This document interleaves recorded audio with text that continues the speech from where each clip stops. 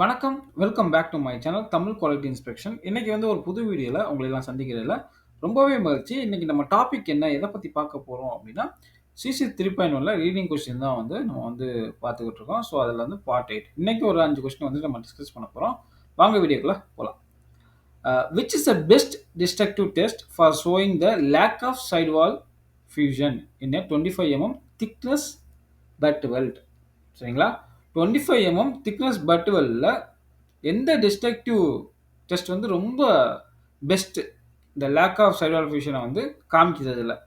சரிங்களா? நம்ம வந்து அந்த டிஸ்ட்ரக்ட் பண்ணி பார்க்கும்போது. சரிங்களா? ஃபர்ஸ்ட் வந்து இந்த நிக் பிரேக் டெஸ்ட். இப்போ நிக் பிரேக் டெஸ்ட் வந்து என்ன பண்ணுவோம் அப்படின்னா, பட் வெல்ல 2 பக்கமும் நம்ம வந்து குரூவ் எடுத்துருவோம். குரூவ் எடுத்து நம்ம வந்து பெண்ட் பண்ணுவோம். ஸோ பெண்ட் பண்ணும்போது உள்ள உள்ள ஏதாச்சும் இன்டர்னலா அந்த ஃபியூஷன் ஏதாச்சும் இருக்கு அப்படின்னா நம்ம வந்து பார்க்க முடியும்.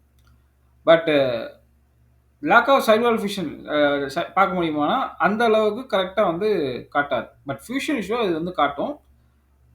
இந்த நிக் பிரேக் டெஸ்ட். அது போக உங்களுக்கு வந்து ரொம்ப திக்னஸ் வந்து கம்மியா இருக்க மெட்டீரியல்ல நம்ம வந்து இந்த நிக் பிரேக் டெஸ்ட் வந்து பண்ண முடியும். சரிங்களா?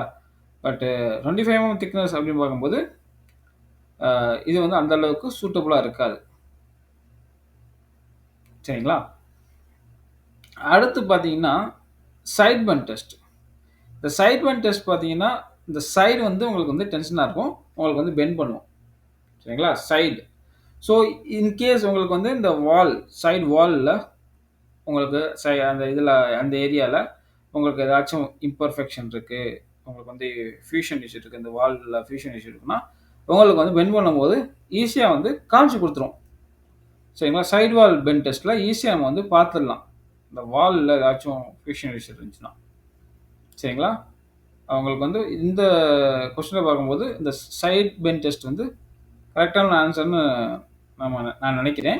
ஸோ, அடுத்து சி அண்ட் டி வந்து நம்ம வந்து பார்ப்போம். சரிங்களா? சி பார்த்தீங்கன்னா, சார்பி இம்பேக்ட். ஸோ, சார்பி இம்பேக்ட் பார்த்தீங்கன்னா, நம்ம எதுக்கு நம்ம வந்து பண்ணுவோம் அப்படின்னா, மெட்டீரியலோட டஃப்னஸ் ப்ராப்பர்ட்டீஸ நம்ம வந்து செக் பண்றதுக்காக நம்ம வந்து பண்ணுவோம். ஸோ, அந்த அது மூலியமா உங்களுக்கு செல்லுலார் ஃபியூஷன் வந்து உங்களுக்கு பார்க்க முடியாது. அடுத்து பார்த்தீங்கன்னா, அந்த ஃபேஸ் பெண்ட் டெஸ்ட்ன்னு ஒண்ணு இருக்கு. ஃபேஸ் பெண்ட் டெஸ்ட்டு நம்ம வந்து என்ன பண்ணுவோம், ஃபேஸ் வந்து உங்களுக்கு வந்து டென்ஷன் ஆகும். ஸோ, நம்ம வந்து இந்த 180 டிகிரி நம்ம வந்து பெண்ட் பண்ணும்போது, உங்களுக்கு வந்து ஏதாச்சும் உங்களுக்கு சர்ஃபேஸ்ல ஏதாச்சும் டிஃபெக்ட் இருந்தா நம்ம வந்து பார்க்க முடியும். பட் சைட் வால் ஃபியூஷன் அத நம்ம வந்து பார்க்க முடியாது. லேக் ஆஃப் சைட் வால் ஃபியூஷன பார்க்க முடியாது. ஸோ, பெர்ஃபெக்ட் ஆன்சர் பார்த்தீங்கன்னா, இந்த side bend test. Side bend டெஸ்ட்ல மட்டும் தான் வந்து நம்ம மோஸ்ட் அக்யூரேட்டா நம்ம வந்து இந்த லேக் ஆஃப் சைடு வால் ஃபியூஷன பார்க்க முடியும். ஓகேங்களா? புரிஞ்சுச்சா? அடுத்து பார்த்தீங்கன்னா, with reference to the previous question and correct answer, what type of test is this? இந்த கொஸ்டினும் நம்ம ஆன்சரும் நம்ம வந்து கண்டுபிடிச்சிட்டோம். இந்த ஆன்சர்ல ஒரு டெஸ்ட் வந்து நம்ம கண்டுபிடிச்சிருக்கோம். அந்த டெஸ்ட் வந்து என்ன டைப் ஆஃப் டெஸ்ட் அப்படின்னு வந்து கேட்டிருக்காங்க. ஸோ, என்ன டைப் ஆஃப் டெஸ்ட் நம்ம ஏற்கனவே டிஸ்கஸ் பண்ணியிருக்கோம். குவாலிட்டேட்டிவா, குவான்டிடேட்டிவா, சென்சிட்டிவ் டெஸ்ட்டா, நான் டிஸ்ட்ரக்டிவ் டெஸ்ட்டா? ஸோ, ஃபர்ஸ்ட் வந்து என்ன டைப் ஆஃப் டெஸ்ட் அப்படின்னு பார்த்துக்கணும். டிஸ்ட்ரக்டிவா, நான் டிஸ்ட்ரக்டிவா? ஸோ, இது வந்து மெட்டீரியலை நம்ம வந்து ஒரு டிஸ்ட்ரக்ட் பண்ணி நம்ம வந்து கண்டுபிடிக்க போறோம். இந்த மெட்டீரியலோட ஸ்ட்ரென்த், இன்டெகிரிட்டி அதுதான் நம்ம வந்து செக் பண்ண போறோம். ஸோ, இது வந்து டிஸ்ட்ரக்டிவ். ஸோ, ஃபர்ஸ்ட் 2 ஆப்ஷன் தான் வந்து வரப்போகுது. ஸோ, இதில எது கரெக்டான ஆன்சர் நம்ம வந்து பார்க்க போறோம். ஸோ, இந்த சென்சிட்டிவ் டெஸ்ட், நான் டிஸ்ட்ரக்டிவ் டெஸ்ட் 2மே ஒண்ணு தான். சரிங்களா? இந்த சென்சிட்டிவ் டெஸ்ட்னா இன்டர்னலா சின்ன சின்ன டிஃபெக்ட்டையும் ஈஸியா வந்து கண்டுபிடிக்கக்கூடிய டெஸ்ட் தான். ஸோ, அது நான் டிஸ்ட்ரக்டிவ் டெஸ்ட்ல வரும். சரிங்களா? எந்த ஒரு மெட்டீரியல் டேமேஜ் பண்ணாம நம்ம வந்து கண்டுபிடிக்கிறது அந்த சென்சிட்டிவ் டெஸ்ட். அதுவும் வந்து நான் டிஸ்ட்ரக்டிவ் டெஸ்ட்லாம் வந்து சொல்லுவாங்க. ஸோ, சியும் டியும் வராது. So, A and B. A பார்த்தீங்கன்னா குவாலிட்டேட்டிவ் டெஸ்ட். குவாலிட்டேட்டிவ் டெஸ்ட்னா என்ன? மெட்டீரியலோட குவாலிட்டியை செக் பண்றோம் டிஸ்ட்ரக்ட் பண்ணி. ஸோ, அதில எந்த ஒரு வேல்யூ நம்ம வந்து மெஷர் பண்ண மாட்டோம். பெண்டில பண்றோமா? பெண்டில நம்ம வந்து மெட்டீரியலோட குவாலிட்டி நம்ம வந்து செக் பண்றோம். மெட்டீரியல் எப்படி இருக்கு? ஓகேங்களா? எதுவும் இன்டர்னல் ஏதோ ஃபியூஷனோ உங்களுக்கு வந்து கிராக்கோ இருந்தாலும் ஈஸியா காமிச்சு குடுத்துரும். டிஃபெக்ட். பட் மெட்டீரியல நம்ம வந்து டேமேஜ் பண்ணி கண்டுபிடிக்கிறோம். ஸோ உங்களுக்கு மெட்டீரியலோட குவாலிட்டிய நம்ம வந்து செக் பண்றோம். வெல்ட் பண்றோம். வெல்டோட குவாலிட்டிய செக் பண்றோம். வெல்டோட குவாலிட்டி எப்படி இருக்கு. ஸோ குவாலிட்டேட்டிவ் டெஸ்ட் வந்து இந்த சைட் பெண்ட் டெஸ்ட். ஓகேங்களா? So side bend test qualitative டெஸ்ட்ன்னு சொல்லுவோம். குவாலிட்டி தான் நம்ம செக் பண்றோம். ஸோ ஆன்சர் ஏ தான் வந்து கரெக்ட். சரிங்களா? குவான்டிடேட்டிவ் டெஸ்ட்னா ஒரு வேல்யூ வந்து நம்ம டெஸ்ட் பண்ணும்போது ஒரு வேல்யூ வந்து கிடைக்கும். டென்சைல், சார்பி இதெல்லாம் வந்து குவான்டிடேட்டிவ் டெஸ்ட். மெட்டீரியல் டிஸ்ட்ரக்ட் பண்ணி நம்ம வந்து ஒரு வேல்யூ வந்து கண்டுபிடிக்கிறோம். ஓகே. அடுத்து which of the following is a planar imperfection. Planar imperfection நான் என்ன அப்படின்னா டூ டைமென்ஷனல் டிஃபெக்ட் எல்லாம் வந்து பிளானார் இம்பர்ஃபெக்ஷன், பிளானார் டிஃபெக்ட் அப்படின்னு சொல்லுவோம். சரிங்களா? ஃபர்ஸ்ட் பார்த்தீங்கன்னா lack of side wall fusion. இது வந்து பிளானார் இம்பர்ஃபெக்ஷனா இல்லையா? நீங்க வந்து அந்த பிளேன்ல பார்க்குறீங்க. ஒரு பிளேன்ல நீங்க பார்க்கும்போது உங்களுக்கு வந்து எத்தனை டைமென்ஷன் நீங்க மெஷர் பண்ண முடியும். So lack of side wall ஃபியூஷன்ல லென்த் பார்க்கலாம், விட்த் பார்க்கலாம். ஒரு சின்ன இதுதான். சரிங்களா? லேக் ஆஃப் சைடு வால் ஃபியூஷன்ல பார்த்தீங்கன்னா. So lack of side wall வந்து டூ டைமென்ஷனல் டிஃபெக்ட். சரிங்களா? ஆப்ஷன் ஏ தான் வந்து கரெக்டாக வரும். ஸோ அடுத்தடுத்த ஆப்ஷன் பார்த்துட்டு உங்களுக்கு வந்து எது கரெக்ட் ஆன்சர் நம்ம வந்து செலக்ட் பண்ணுவோம். லேக் ஆஃப் அந்த அந்த ஸ்லாக் இன்க்ளூஷன் வரும் பார்த்தீங்களா? ஸ்லாக் இன்க்ளூஷன் வந்து பிளானர் இம்பர்ஃபெக்ஷனா? இல்லை. ஸ்லாக் இன்க்ளூஷன் வந்து வேல்யூமெட்ரிக் இம்பர்ஃபெக்ஷன். ஸோ இதில் வந்து த்ரீ டைமென்ஷனல் உங்களுக்கு வந்து மெஷர் பண்ண முடியும். உங்களுக்கு வந்து லென்த்து, விட்த்து, பிரெத்து மூணுமே நம்ம வந்து மெஷர் பண்ண முடியும். அதே மாதிரி இந்த லீனியர் போரோசிட்டியும் உங்களுக்கு வந்து த்ரீ டைமென்ஷன்லையும் நம்ம வந்து மெஷர் பண்ண முடியும். ஸோ அதுவும் கிடையாது. டி பார்த்தீங்கன்னா ரூட் கான்கேவிட்டி. இந்த ரூட் கான்கேவிட்டி நீங்கள் பார்க்கும்போது உங்களுக்கு வந்து பிளானார் இம்பர்ஃபெக்ஷனா அப்படின்னா எப்போ வந்து இது டீப்பாக இருக்கோ, ரொம்ப டீப்பாக இருக்கோ, அதே மாதிரி உங்களுக்கு வந்து ஷார்ப்பாக இருக்கும். அப்போ தான் வந்து இது பிளானார் இம்பர்ஃபெக்ஷனை வந்து கன்சிடர் பண்ணணும். சரிங்களா? இல்லைன்னா வந்து அது பிளானர் இம்பர்ஃபெக்ஷன் கிடையாது. இது இதுக்கு பார்த்தீங்கன்னா மோஸ்ட் ஆப்டான ஆன்சர் என்ன அப்படின்னா the lack of side wall fusion தான். சரிங்களா? அடுத்து பார்த்தீங்கன்னா with reference to the previous question and correct answer what could this defect be caused. The lack of side wall fusion எப்படி வந்துச்சு, எதனால வந்துச்சு? கரண்ட் அதிகமாக இருக்கா? கரண்ட் அதிகமாக இருந்தால் வந்து வருமா அப்படின்னா கரண்ட் அதிகமாக இருந்தால் என்ன ஆகும்? பெனிட்ரேஷன் அதிகமாகும். ஸோ ஃபர்ஸ்ட் ஆப்ஷன் இல்லை. வால்டேஜ் அதிகமாக இருக்குது அப்படின்னா இந்த ஆர்க் லென்த் அதிகமாக இருக்கும். ஆர்க் லென்த் அதிகமாச்சு அப்படின்னா இந்த வெல்லோட பீடு அது பிரெத் வந்து கொஞ்சம் பெருசாக இருக்கும். வெல் பீடு வந்து இன்க்ரீஸ் ஆகும். ஸோ அந்த ஆப்ஷன் கிடையாது. கேஸ் ஃப்ளோ ரேட் வந்து கம்மியாக இருந்துச்சு அப்படின்னா உங்களுக்கு வந்து lack of side wall fusion வருமா? உங்களுக்கு ப்ராப்பர் ஷீல்டிங் இருக்காது. அதனால பொரோசிட்டி வர்றதுக்கு வாய்ப்புகள் இருக்குது. So lack of side wall ஃபியூஷனுக்கும் இதுக்கு எந்த சம்மந்தம் இல்லை. இப்போ கரண்ட் கம்மியாக இருக்குது அப்படின்னா ப்ராப்பராக உங்களுக்கு வந்து ஹீட் எனர்ஜி கிடைக்காது, ப்ராப்பராக மெல்ட் ஆகாது, ஃபியூஸ் ஆகாது. ஸோ ஆம்பியர் கம்மியாக இருந்துச்சுன்னா உங்களுக்கு வந்து lack of side wall fusion வரும். ஸோ ஆன்சர் சி தான் வந்து கரெக்ட்.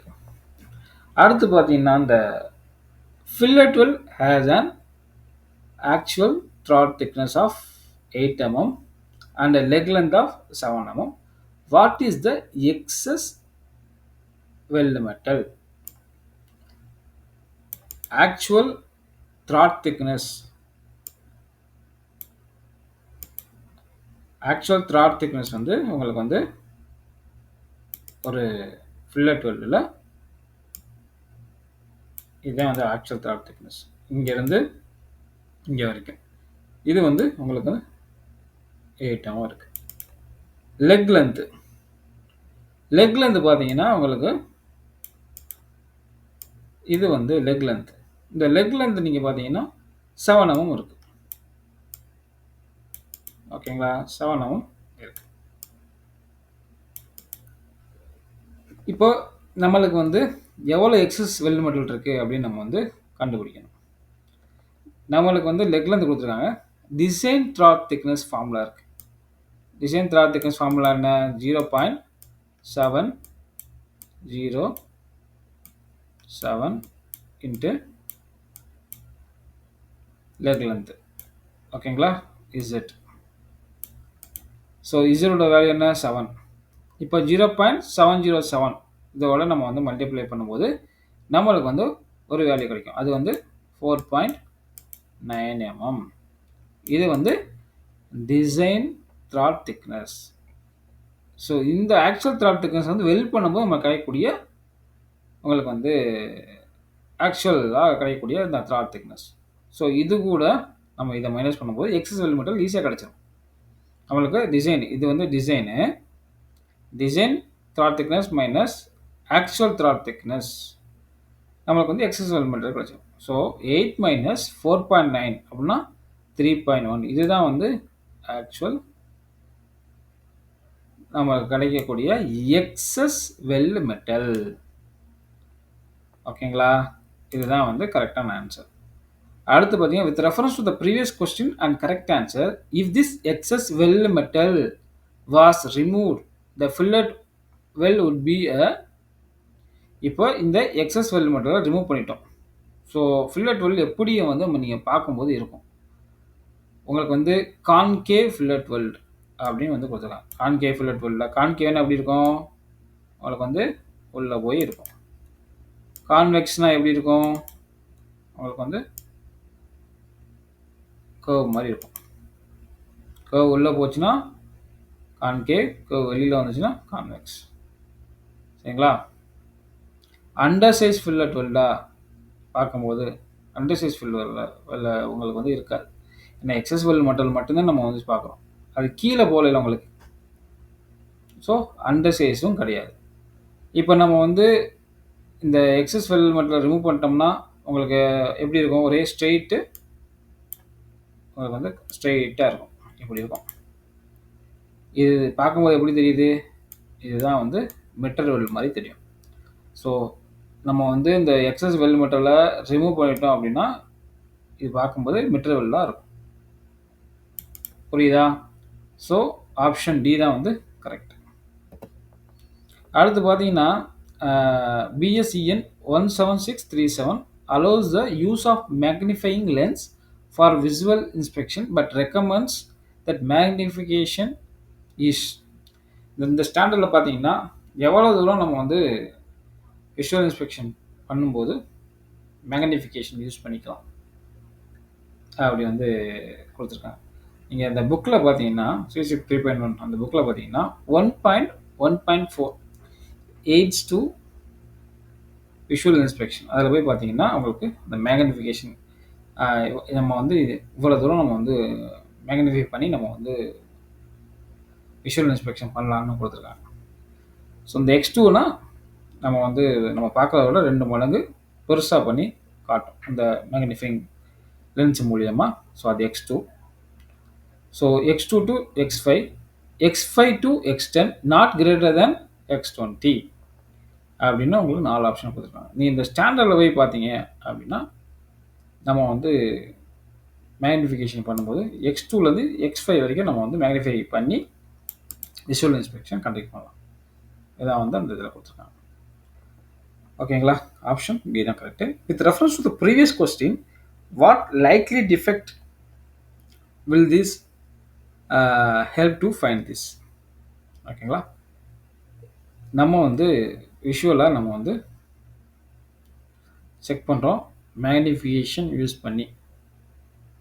ஸோ எந்த மாதிரி டிஃபெக்டை நம்ம வந்து பார்க்க முடியும் ம். அப்படி பார்த்துருவோமா? எக்ஸஸ் வெல் மெட்டல் ஹைட் இது வந்து நம்ம வந்து மேக்னிஃபையிங் பண்ணி தான் பார்க்க முடியுமா? இல்ல வந்து கண்ணாலே பார்க்க முடியுமா? அப்படின்னா நம்ம கண்ணாலே பார்க்க முடியும். ஸோ, ஃபர்ஸ்ட் ஆப்ஷன் இல்ல.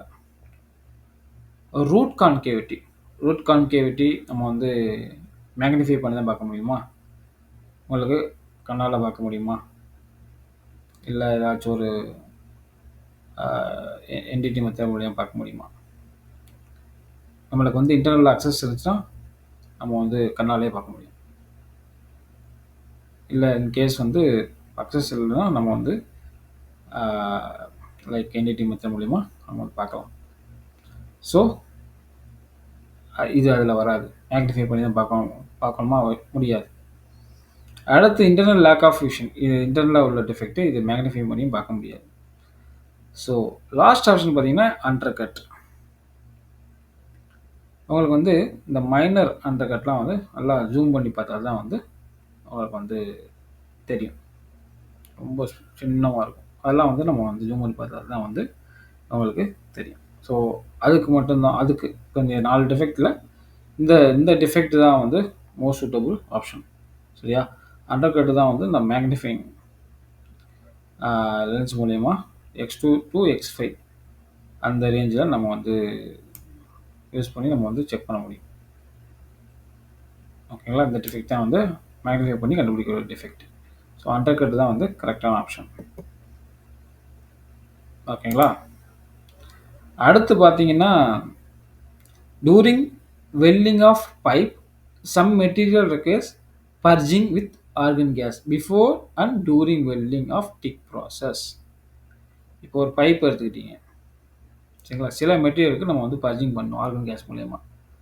வெல்டிங்க்கு முன்னாடி, அப்புறம் கொஞ்சம் தூரம் ஃபில் பண்ற வரைக்கும் நம்ம வந்து இந்த பர்ஜிங் வந்து பண்ணணும். ஏன் இந்த வந்து பர்ஜிங் வந்து பண்றோம்? What is the reason? சரிங்களா? அப்படின்னு வந்து கேட்டிருக்காங்க. ஸோ, பர்ஜிங் நம்ம எதுக்கு பண்றோம்?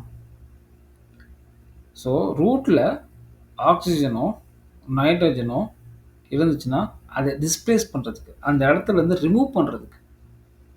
சரிங்களா? அதுக்கு தான் நம்ம இந்த இந்த பர்ஜிங் வந்து பண்றோம். ஓகேங்களா? ஸோ, நம்ம ஆக்ஸிஜன ரிமூவ் பண்ணிட்டோம் அப்படின்னா, இப்போ வந்து நம்ம வந்து வெல்டிங் பண்ணும்போது அதிகமான ஹீட் ப்ரொடியூஸ் ஆகும். ஸோ, அப்போ வந்து இந்த ஆக்ஸிஜனோட ரியாக்ட் ஆச்சு அப்படின்னா, உங்களுக்கு வந்து கருப்பா அந்த உங்களுக்கு வந்து ஃபார்ம் ஆகும். சரிங்களா? சில மெட்டீரியல்ல ரொம்ப சென்சிட்டிவா இருக்கும். ஹை டெம்பரேச்சர்ல நம்ம வந்து வெல்ட் பண்ணும்போது, ஈஸியா வந்து உங்களுக்கு வந்து ஆக்ஸிஜனோட ரியாக்ட் ஆகி, உங்களுக்கு வந்து இந்த ஃப்ளாக்கி அந்த ரூட்ல வந்து கர்வுகள் எல்லாம் ஃபார்ம் ஆகும். சரிங்களா? ஸோ, இந்த ஆக்ஸிஜனோட ரியாக்ட் ஆகாம நம்ம வந்து வெல்ட் பண்ணும்போது பார்த்துக்கணும். ஸோ, அந்த இடத்துல ஆக்ஸிஜனே இல்லைன்னா ரியாக்ட் ஆகாதுல்ல. ஸோ, நம்ம பர்ஜிங் பண்ணும்போது ஆர்கன் கேஸ் மூலியமா தான் பர்ஜிங் பண்றோம். ஸோ, ஆர்கன் கேஸ் வந்து ரொம்ப உங்களுக்கு வந்து டென்சர். அதனால அந்த இடத்துல வந்து ஆக்ஸிஜனை வந்து வெளியில அனுப்பிச்சு விட்டுரும். ரிமூவ் பண்ணிடும். ஸோ, அதுக்கு தான் நம்ம வந்து பர்ஜிங் வந்து யூஸ் பண்றோம். ஓகேங்களா? ஸோ, ஃபர்ஸ்ட் ஆப்ஷன் பார்த்தீங்கன்னா, prevent lack of fusion. Purging பண்ணும்போது பர்ஜிங் எதுக்கு பண்றோம்? பர்ஜிங் பண்ணோம்னா உங்களுக்கு லேக் ஆஃப் ஃபியூஷன் குறையுமா? அப்படின்னா இல்ல. பிரிவென்ட் பர்ன் த்ரூவா? அதுவும் கரெக்டான ஆப்ஷன் வந்து கிடையாது. இம்ப்ரூவ் பெனிட்ரேஷனா? பெனிட்ரேஷனை இம்ப்ரூவ் பண்ணும். பட் எப்போ இம்ப்ரூவ் பண்ணும் அப்படின்னா, அந்த இடத்துல வந்து உங்களுக்கு வந்து ஆக்ஸிஜன் எல்லாத்தையும் ரிமூவ் பண்ணிட்டா, உங்களுக்கு வந்து பெனிட்ரேஷனை இம்ப்ரூவ் பண்ணும். பட் அந்த இடத்துல ஆக்ஸிஜன் இருக்கக்கூடாது. ஸோ, ஃபர்ஸ்ட் ஸ்டெப் என்ன? அந்த ஆக்ஸிஜனை ரிமூவ் பண்ணுற ப்ராசஸ் தான் வந்து இந்த பர்ஜிங். ஸோ, அப்படி ஆக்ஸிஜனை ரிமூவ் பண்ணிட்டா ஆக்சிடேஷன் நடக்காது. ஆக்சிடேஷன் நடக்காமல் இருக்கும்போது தான் உங்களுக்கு பெனிட்ரேஷன் நல்லா இருக்கும். புரியுதா? அப்பதான் ஹீட் எனர்ஜி கரெக்ட்டா வந்து உங்களுக்கு வந்து மெட்டீரியல்ல வந்து சேரும். இல்லைன்னா வந்து ஆக்ஸிஜனோட ரியாக்ட் ஆயி உங்களுக்கு வந்து அந்த பெனிட்ரேஷன் குறையும். ஸோ, ஃபர்ஸ்ட் என்ன? ஆக்ஸிஜன ரிமூவ் பண்றோம். ஸோ, அப்படி ரிமூவ் பண்ணும்போது ரூட்ல ஆக்சிடேஷன எலிமினேட் பண்றோம். ஸோ, ஆப்ஷன் டி தான் வந்து கரெக்ட். சரிங்களா? இதுக்கு சப்போர்ட்டிவ் கொஸ்டின் வந்து பார்த்தீங்கன்னா, with reference to the previous question and correct answer, what material likely to purge while welding? Welding அப்போ எந்த மெட்டீரியலுக்கு நம்ம வந்து பர்ஜிங் வந்து பண்ணணும்? கார்பன் ஸ்டீலுக்கா? கார்பன் ஸ்டீல் வந்து லெஸ் ரியாக்டிவ்.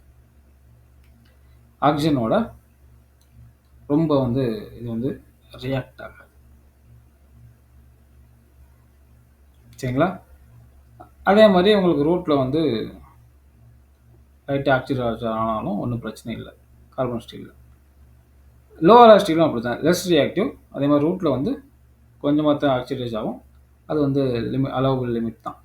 ஸோ, அதனால அதுவும் கிடையாது. Stainless steel. ஸ்டெயின்லெஸ் ஸ்டீல் வந்து மோர் ரியாக்டிவ்.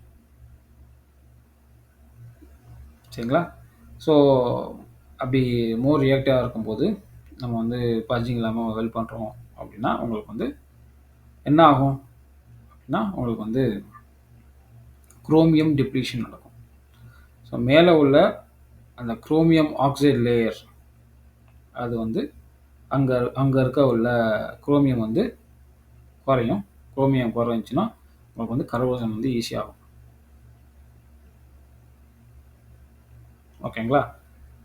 ஸோ, நம்ம வந்து அத வந்து நம்ம வந்து தடுக்கிறதுக்கு பர்ஜிங் வந்து பண்றோம். ஓகேங்களா? எதெல்லாம் ரொம்ப ரியாக்டிவ், இந்த ஆக்ஸிஜனுக்கு ரியாக்டிவா இருக்கோ, அதுலலாம் உங்களுக்கு இந்த இஷ்யூ வந்து இருக்கு. ஸோ, அலுமினியமும் உங்களுக்கு வந்து ரியாக்டிவ் ரியாக்டிவ் மெட்டீரியல் தான். சரிங்களா? ஆக்ஸிஜனோட ரியாக்ட் ஆகும்போது. ஸோ, ஆப்ஷன் சி தான் வந்து கரெக்ட். அலுமினியமும், ஸ்டெயின்லெஸ் ஸ்டீலும் நம்ம யூஸ் பண்ணும்போது பர்ஜிங் வந்து பண்றோம். ஸ்டெயின்லெஸ் ஸ்டீல் இப்போ வந்து இங்க வந்து 2 ஆப்ஷன் வந்து குடுத்துருக்காங்க. அலுமினியம் அண்ட் ஸ்டெயின்லெஸ் ஸ்டீல்னு குடுத்துருக்காங்க. ஸ்டெயின்லெஸ் ஸ்டீல்னு குடுத்துருக்காங்க. நம்ம அலுமினியத்திலயும் பண்றோம், ஸ்டெயின்லெஸ் ஸ்டீல்லயும் பண்றோம். ஸோ, ஸ்டெயின்லெஸ் ஸ்டீல்ல மட்டும் பண்றதில்ல. ஸோ, 2லயும் நம்ம பண்றனால பர்ஜிங் பண்றனால, ஸோ ஆப்ஷன் சி தான் வந்து கரெக்ட். சரிங்களா? ஐ திங்க் இந்த வீடியோ உங்களுக்கு புடிச்சிருக்குன்னு நினைக்கிறேன். புடிச்சிருந்தா லைக் பண்ணுங்க, ஷேர் பண்ணுங்க, கமெண்ட் பண்ணுங்க. அடுத்த ஒரு நல்ல டாபிக்ல வந்து உங்கள வந்து சந்திக்கிறேன். Until bye bye. Take care. See you. By.